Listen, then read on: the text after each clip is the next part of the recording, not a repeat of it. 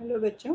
आज के पार्ट में हम जो शुरू करने वाले हैं वो है कि अगर हमारे को कोई लीनियर इनइक्वालिटी दे रखी है तो हम ग्राफ के थ्रू उसको कैसे सॉल्व कर सकते हैं। ठीक है। और ये तो क्वेश्चन 1 जो है उसमें तो हमारे को अलग अलग इक्वेशंस दे रखी हैं जिसमें हम उसको सॉल्व करेंगे। बट जो हमारा क्वेश्चन नंबर 2 है उसमें हमारे को कई सारी इक्वेशंस दे रखी हैं जिनके थ्रू हमारे को एक कॉमन सॉल्यूशन निकालना है जो कि सबका होगा। ठीक है। So let's start. तो देखो, इनइक्वालिटीज़ का ग्राफ शुरू करने से ना पहले बेटा हम कॉन्सेप्ट देख लेते हैं कि आखिर उसके पीछे क्या कॉन्सेप्ट है जिसको हम पकड़ के ग्राफ ड्रॉ करने वाले हैं। तो उसके लिए सबसे पहले तो मैंने वो इक्वालिटी वाला इक्वेशन ले लिया जिसको कि आप अभी तक सॉल्व करते आए हो। 2x plus 3y is equal to 6 और एज यूजुअल उसके 3 सॉल्यूशंस निकाले और उसका ग्राफ ड्रॉ कर दिया। ठीक है। अब इस ग्राफ का मतलब क्या है? देखो, इस ग्राफ का मतलब ये है कि अगर मैं इस लाइन के ऊपर कोई भी पॉइंट ले लूँगी, कोई भी पॉइंट, और उसको इस इक्वेशन में डालकर देखूँगी x और y को, तो वो हमेशा इक्वल टू 6 आएगा। ध्यान से सुनना कि अगर x और y का कोई भी कोऑर्डिनेट मैं यहाँ से निकाल लेती हूँ, ठीक है, तो निकालने के बाद उसको अगर मैं इस इक्वेशन में डालती हूँ तो मुझे हमेशा इज इक्वल टू 6 वैल्यू ही मिलेगी। फॉर एग्जाम्पल, यहाँ अगर मैं ग्राफ में से 6 देखूँ, 1 2 3 4 5 6, तो उसके साथ मुझे y की वैल्यू मिल रही है 2। ठीक है। तो मैं यहाँ पर -2, देखो आप यहाँ पर डालकर देखो, x की जगह 6 और y की जगह -2 डालकर देखो, आपको इज इक्वल टू 6 मिल जाएगा। मीन्स इस लाइन के ऊपर जितने भी सॉल्यूशंस हैं ना, जितने भी सॉल्यूशंस हैं, कोऑर्डिनेट पेयर हैं, वो इस लाइन को सेटिस्फाई करेंगे।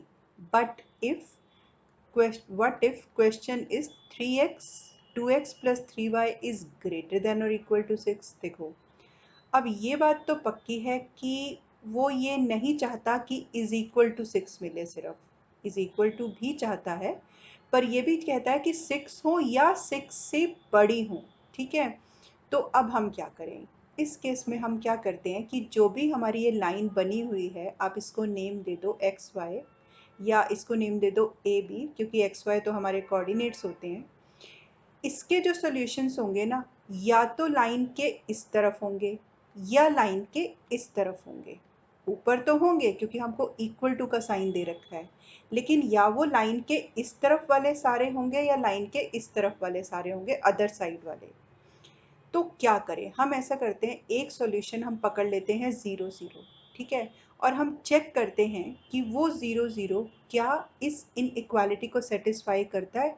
तो हम पहले लिख देते हैं, लेट 0 0 बी द सॉल्यूशन। ये जस्ट ना हमने बेटा अज्यूम किया है, फिर हमने डाला अगर ऐसा हम करते हैं तो हमें आंसर मिलता है ये, विच इज़ फॉल्स। अब अगर फॉल्स है, इसका मतलब जिस साइड पर 0 0 है वो पर्टिकुलर साइड इस इनइक्वालिटी को सेटिस्फाई नहीं कर रही, दूसरी वाली साइड करेगी। एक नहीं कर रही तो दूसरी तो पक्का करेगी ही करेगी। तो हमने क्या किया, उसको कुछ इस तरह से शेड कर दिया कि जितने भी लाइन के ऊपर के सॉल्यूशंस हैं ना, हम इनमें से कोई भी वैल्यू लेंगे वो इस इनइक्वालिटी को सेटिस्फाई करेगी ही करेगी। ठीक है। अब देखो, आप प्रूफ देख लो। सपोज मैं इस लाइन के तरफ से 1 2 3 4 5 6, सपोज मैं y की वैल्यू 6 ले लेती हूँ। चेक कर रहे हैं जस्ट फॉर अंडरस्टैंडिंग, इसको लिखने की ज़रूरत नहीं है। मैंने एक पॉइंट लिया 0 और 6 और फिर इस इक्वालिटी में पुट किया, 2 into 0 plus 3 into 6 is greater then और इक्वल टू 6। ग्रेटर देन है ना? Yes, true. तो इसका मतलब लाइन की अपर साइड से हमने जितने भी सॉल्यूशंस लेने हैं वो इसको सेटिस्फाई करने हैं। But no need to show that, आपने जस्ट एक 0 0 लिया, उसको चेक किया, सेटिस्फाई कर रहा है तो उसके सॉल्यूशंस को 0 0 वाली साइड पर शेड करो। लेकिन अगर वो सेटिस्फाई नहीं कर रहा है तो जो 0 0 से ऑपोजिट साइड है उसको शेड करो। बस इतनी सी बात है। ओके।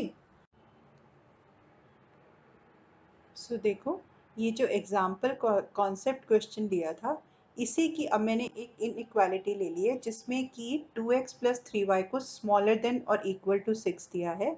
सो एज यूजुअल अभी तक हम जैसे ग्राफ बनाते हैं वो मैंने बना लिया, ठीक है।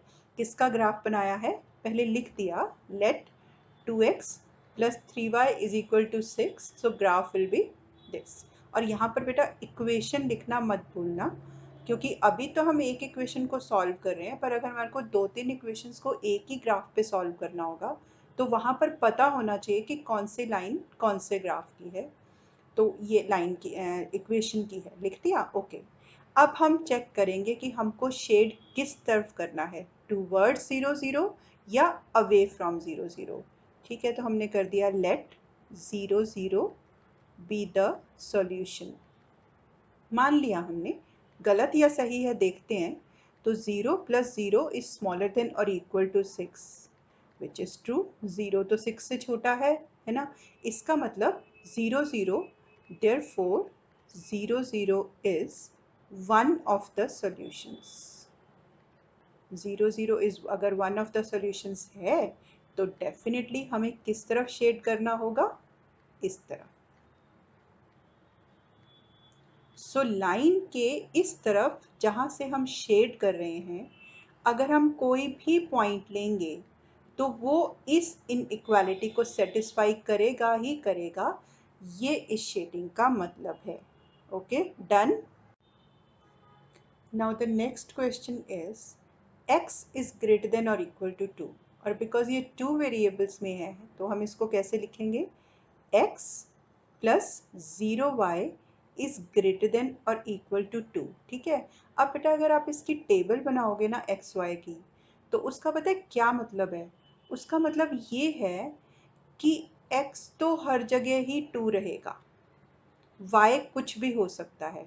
ये हम किसकी बना रहे हैं line, x is equal to 2, तो y कुछ भी हो सकता है, -1 0 1, यही मतलब है ना इसका।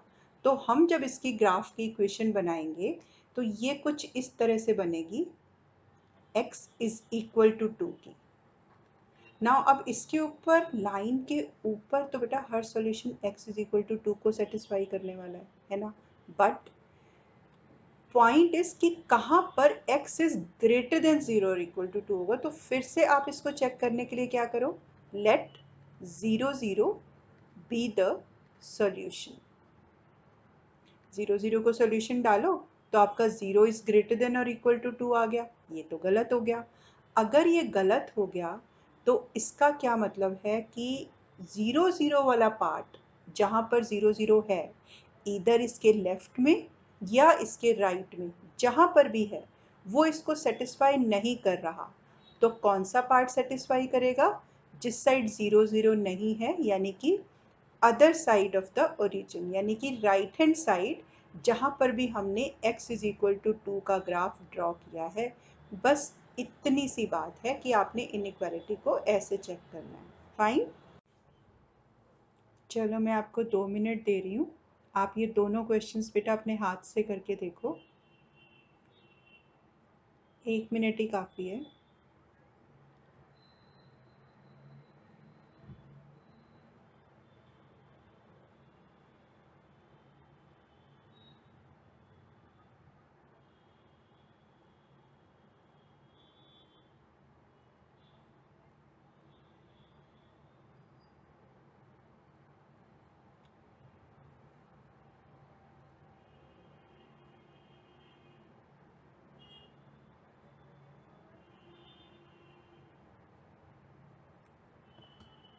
ओके, मे बी यहाँ नंबरिंग रॉन्ग है, this is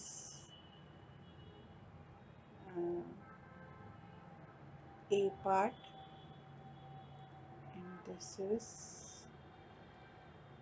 C part। Done. देखो बेटा, अगर आपको ये दोनों क्वेश्चन समझ में आया है तो अब आपको ये काफ़ी इजी लगेगा। And this is DIY, do it yourself and check. Okay, now the next question is of modulus. Mod of x is smaller than और इक्वल टू 3। ठीक है, इसका मतलब क्या है कि हम इसको 2 पार्ट्स में डिवाइड करेंगे। एक तो x इज इक्वल टू -3 का ग्राफ बनाएंगे और एक x इज इक्वल टू 3 का ग्राफ बनाएंगे। देखो बेटा, अगर आपको इसका इनइक्वालिटी का रूल पता है तो ये कुछ इस तरह से जाएगा, है ना, इस तरह से लिखा जाएगा मॉडुलस को हटा के। अगर आपको ये पार्ट नहीं आता है तो जहाँ पर हमने लीनियर इनइक्वालिटीज़ को सॉल्व करना सीखा था, वहाँ पर हमने एक गोल्डन रूल सीखा था। वो गोल्डन रूल क्या था कि अगर modulus of x greater than और इक्वल टू 3 है तो हमेशा उसके सॉल्यूशंस क्या होंगे, और अगर modulus of x smaller than और इक्वल टू 3 है तो उसके सॉल्यूशंस क्या होंगे। एक बार मैं रफ आइडिया आपको यहाँ पर भी दे देती हूँ। अगर ये ग्रेटर देन और इक्वल टू 3 है तो आप क्या करोगे, -3 और 3 दो पॉइंट्स लोगे, और ग्रेटर देन के केस में -3 से इधर वाला पार्ट सारा और 3 के राइट हैंड साइड वाला पार्ट सारा इस इनइक्वालिटी को सेटिस्फाई करेगा। अगर आपको सिर्फ पॉइंट देखना है तो ये है, समझना है तो आप इससे पहले वाले पार्ट 2 पर जाओ, वहाँ पर उसको बहुत अच्छे से एक्सप्लेन किया हुआ है। बट अगर आपका modulus of x smaller than और इक्वल टू 3 है तो जो उसका सॉल्यूशन सेट होगा वो -3 से 3 के बीच में होगा। यानी कि अगर हम इसको लेंगे तो x एलिमेंट होगा -3 से 3 के बीच में, लेकिन अगर आप इसको लोगे तो इसका होगा -3 से -∞, क्योंकि इक्वल टू का साइन है तो close bracket union 3 to infinity. ये थंब रूल हमने कर लिया याद, और हमको यहाँ पर मिला है -3 से 3। तो अगर आप बेटा इसको ग्राफ में भी लगाने की कोशिश करोगे ना तो आप देख लो -3 से 3 तक के सारे सॉल्यूशंस इसको करने वाले हैं सेटिस्फाई। तो कहने का क्या मतलब है कि -3 से 3 के बीच में सारे सॉल्यूशंस कौन से वाले हैं, ये वाले। तो ये वाला पार्ट इसके अंदर शेड होगा, और आप इसमें से कोई भी पॉइंट उठाकर देख लो, वो पॉइंट इस इनइक्वालिटी को सेटिस्फाई करेगा ही करेगा। ठीक है, देखो जैसे मैंने क्या किया, यहाँ से क्या उठा लिया, -1। अगर मैंने यहाँ से उठाया -1 तो -1 जो है वो है आपका स्मॉलर देन और इक्वल टू तो नहीं है पर स्मॉलर देन 3 है ना। तो इस तरह से आप मॉडुलस के अंदर स्मॉलर देन वाले क्वेश्चंस को फ्रैक्शन ऑफ अ सेकेंड में सॉल्व कर लोगे। बट अगर उसने आपसे कहा है कि आप सॉल्व करके दिखाओ तो एक बार हम उसको भी देख लेते हैं। देखो इस इनइक्वालिटी के हिसाब से case 1 is x is smaller than and equal to -3, and case 2 x is x is greater than or equal to -3 और x is smaller than or equal to 3। ठीक है, फिर हमने ग्राफ बनाया, this graph is of x is equal to 3 and this graph is x is equal to -3। फिर आपने इसमें check किया, let 0 0 be the solution, it is understood कि y है, बी द सॉल्यूशन। तो आपने लिखा -3 इज ट्रू, और यहाँ पर आपने लिखा तो ये भी ट्रू आ गया, ये भी ट्रू आ गया और ये भी ट्रू आ गया। That means 0 0 is the solution, that means आपने इस पार्ट से कर दिया shade. Okay, I am giving you a minute, इन दोनों क्वेश्चंस को लिखो। कोई भी डाउट है तो अभी के अभी पूछो बेटा, और अगर जो बच्चे बाद में देख रहे हैं वो कमेंट सेक्शन में डाल सकते हैं, या सबको पता है कि मेरे को व्हाट्सएप नंबर्स क्या हैं, उन पे भी आप प्रॉब्लम सेंड कर सकते हो।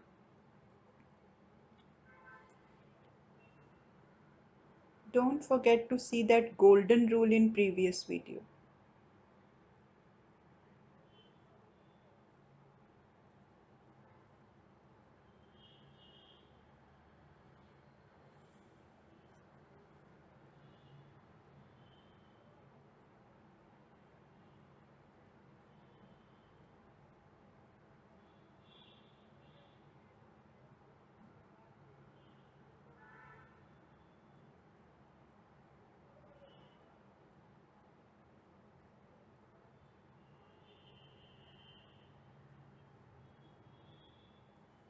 Done.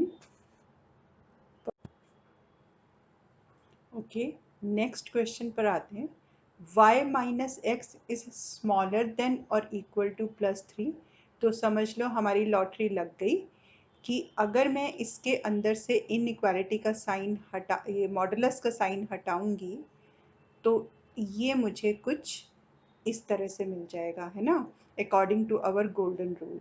अब मैंने इसको बजाय कि एक इक्वेशन में सॉल्व करें, मैंने इसको लिख लिया एंड दूसरी इक्वेशन बना दी y minus x is smaller than और इक्वल टू 3। अब मैंने क्या करना है, let y minus x is equal to 3 लेना है एंड इसको भी मैंने लेट करना है y minus x is equal to 3 just to draw the graph. यहाँ से अगर हम इसको सीधा कर दें तो x minus y is equal to 3 और यहाँ से इसको सीधा कर दें तो x minus y is equal to -3। वैसे अगर आप इससे ऊपर वाले स्टेप से भी बनाओगे तो कोई फ़र्क नहीं पड़ेगा। अब आपने बना दी इसकी इक्वेशंस। ये वाली जो इक्वेशन आपकी बनी ये बन गई -x plus y is equal to 3 है ना, और ये वाली जो आपकी बन गई x minus y is equal to 3। ये तो हो गया आपका परफेक्ट कि इस लाइन के ऊपर सारे सॉल्यूशंस एग्जिस्ट करेंगे। नाउ द पॉइंट इज कि हम लोग शेड कहाँ करें। वैसे तो हमें पता है कैसे, हमारे गोल्डन रूल के हिसाब से। गोल्डन रूल क्या कहता है कि अगर सपोज मेरे पास कुछ भी है, कोई भी वैल्यू k है ग्रेटर देन, मैं फिर से रिपीट कर रही हूँ बेटा ताकि अगर आपको ये पॉइंट याद हो गया तो जितने भी आपके सामने डरावने टाइप के रूल्स लिखे हुए आते हैं बुक में, आपको कुछ भी समझने करने की ज़रूरत नहीं है, ये एक रूल ही काफ़ी है। तो अगर ग्रेटर देन होगा तो माइनस के से माइनस इन्फिनिटी तक और k से इन्फिनिटी तक सारे सॉल्यूशंस होंगे। लेकिन अगर यही आपका स्मॉलर देन और इक्वल टू होगा तो माइनस के से k तक के बीच में सारे सॉल्यूशंस होंगे। यही बात बेटा आप 2 वेरिएबल्स पर भी कर सकते हो, तब वो चीज़ कार्टेशियन प्लेन पर आ जाती है। ठीक है, तो मैंने 1 वेरिएबल लेके इसको नंबर लाइन पे डाला है। अब अगर मैं इस गोल्डन रूल को अच्छे से समझ चुकी हूँ तो शायद मुझे देखने की भी ज़रूरत नहीं है और मुझे ये पता है कि इन लाइंस के बीच का जो पार्ट होगा वो इस इनइक्वालिटी को पूरी तरह से सेटिस्फाई करने वाला है। बट अगर उसने आपसे कहा है कि आप इसको लिख कर दिखाओ तो फिर से हम कर देते हैं, लेट 0 0 बी द सॉल्यूशन। ठीक है, इसमें डालो तो आपका आया 0 माइनस 0 0, -3 से 3 के बीच में है। करेक्ट, यस ट्रू है ये, है ना। अगर ट्रू है मीन्स 0 0 बी द सॉल्यूशन, 0 0 या 0 0 is the solution. So 0 0 should be included in shaded region. ये बेटा लिखना नहीं होता, लेकिन मुझे लग रहा है ये कुछ ऐसे वर्ड्स हैं कि अगर मैं इनको बोल दूंगी तो आपको याद रह जाएगा कि किस तरफ शेड करना है किस तरफ नहीं, कि अगर 0 0 हमारा सॉल्यूशन है तो उसको शेडेड रीजन के अंदर होना चाहिए। ओके चलो अब एक क्वेश्चन कर लेते हैं जिसमें हमें मॉडुलस के साथ ग्रेटर देन और इक्वल टू 1 मिला है ना। तो हमने इसको दो इक्वेशंस में कन्वर्ट कर लिया है अकॉर्डिंग टू रूल। एक तो x minus y is smaller than और इक्वल टू -1, यानी कि इधर और इधर, वो कहीं पर भी होगा। अब फिर से हम फॉर्मेलिटी से कर लेते हैं कि let x minus y is equal to -1 and x minus y is equal to 1। तो जो लाइन 1 है, ग्राफ फॉर दिस इक्वेशन, अभी मैं इन इक्वेशन नहीं लिख रही बेटा, इक्वेशन लिख रही हूँ, and line 2 is graph for this equation. ठीक है, अब क्या करना है, हमको करना है shade. Now let 0 0 be the solution, be the solution. हमने इसको इक्वेशन 1 लिया और अब हम इसमें डाल के देखेंगे। देखना 0 तो ये हमारे पास हो गया इज स्मॉलर देन और इक्वल टू -1, नहीं बेटा 0 तो -1 से तो बड़ा ही है ना, सो ये भी हमारा फॉल्स हो गया। और अगर मैं इसमें देखूँ 0 इज ग्रेटर देन और इक्वल टू 1 तो ये भी मेरा फॉल्स हो गया। इसका मतलब कि 0 0 is not the part of solution. आप इसमें भी डाल के देखते हो सकते हो बेटा, अगर आप यहाँ पर डालोगे दिस इज ग्रेटर देन और इक्वल टू 1 फॉल्स, बट यहाँ पर क्योंकि हम मॉडुलस को हटा के प्रॉपर इन इक्वेशंस लिख चुके हैं तो इट्स बेटर कि आप इनमें चेक कर लो। इसका मतलब 0 0 इज नॉट द सॉल्यूशन। इसका मतलब क्या है कि या तो लाइन के इस तरफ सॉल्यूशंस होंगे या आपके पास लाइन के इस तरफ सॉल्यूशंस होंगे। जो 0 0 होगा वो सॉल्यूशन ऑफ द इक्वेशन नहीं होगा, and hence once again that golden rule is super super useful here. अब देखो बेटा, अब हम ऐसा एक क्वेश्चन ले रहे हैं जिसमें हमारी इनइक्वालिटी में c की जगह पर 0 है, और अभी तक हम 0 0 को सॉल्यूशन लेके चेक कर रहे थे कि हमको शेड किस तरफ करना है। पर अब बेटा प्रॉब्लम क्या आ गई कि 0 0 तो वन ऑफ द सॉल्यूशंस आ गया, मतलब कि 0 0 तो ऑन द लाइन आ गया।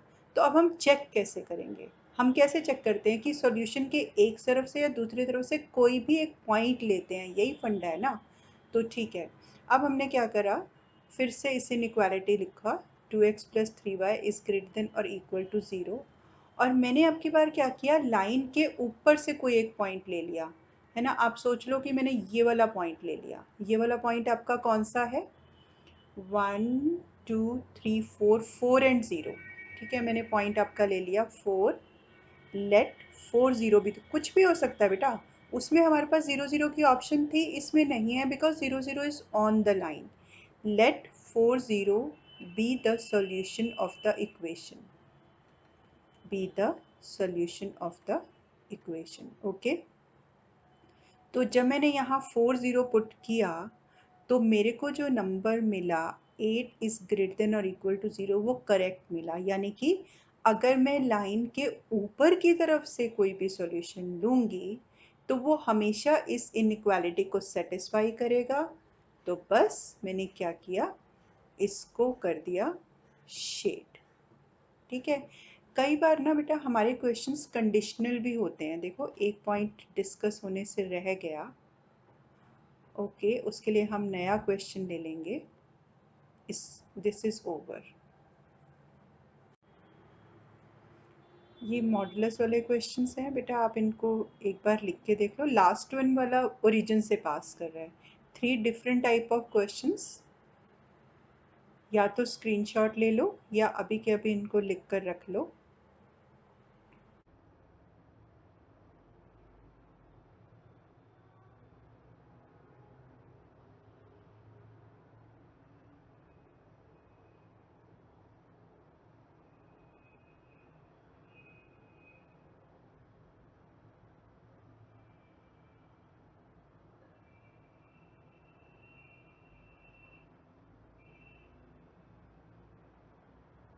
समझ लिया?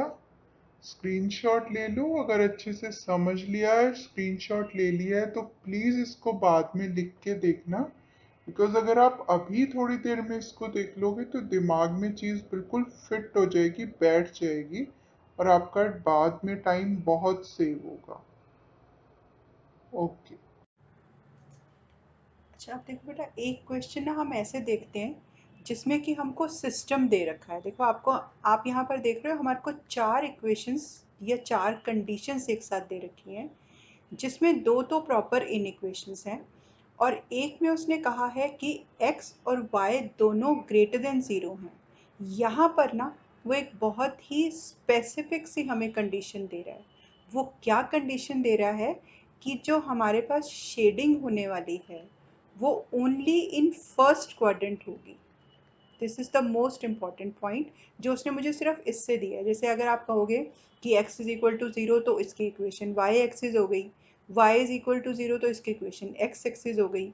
लेकिन हमेशा इससे बड़ा होना चाहिए, 0 से बड़ा होना चाहिए, दैट मीन्स फर्स्ट क्वाड्रेंट हो गया।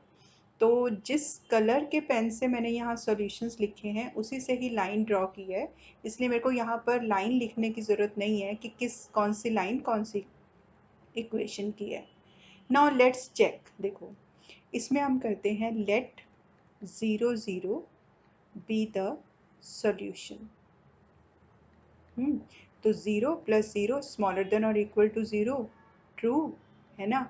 Therefore 0 0 is the solution, is one of the solutions, है ना, वन ऑफ द सॉल्यूशंस। इसी तरह से हमने क्या किया, इसमें भी किया, लेट 0 0 बी द सॉल्यूशन। और फिर इसमें पुट करके देखा, किसमें, इसके इसमें फर्स्ट में पुट करके देखा था, इसमें सेकंड, स्मॉलर देन और equal to 12, true. therefore 0 0 is one of the solutions, है ना।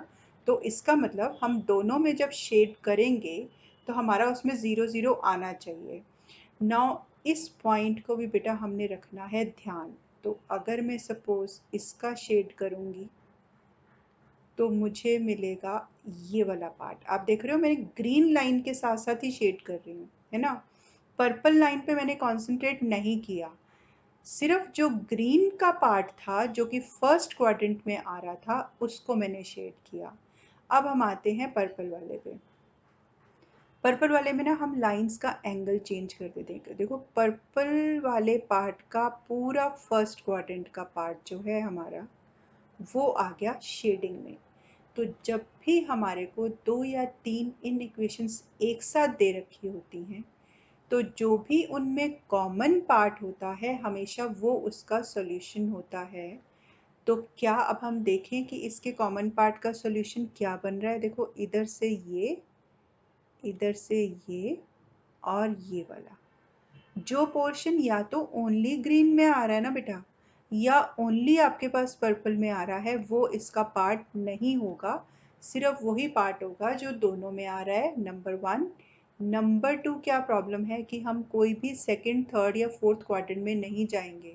देखो एक्चुअली में देखो तो ये पूरा पार्ट इसके अंदर आना चाहिए ना, लेकिन ऐसा नहीं है। उसने हमें कंडीशन दी है कि हमें फर्स्ट क्वाड्रेंट में ही रहना है। सो बस ऐसे आपने इसको कर लेना है सॉल्व, और इस तरह से हम ग्राफ बनाते हैं इनइक्वालिटी। आप झट से ले लो 1 मिनट और इसको करके देख लो।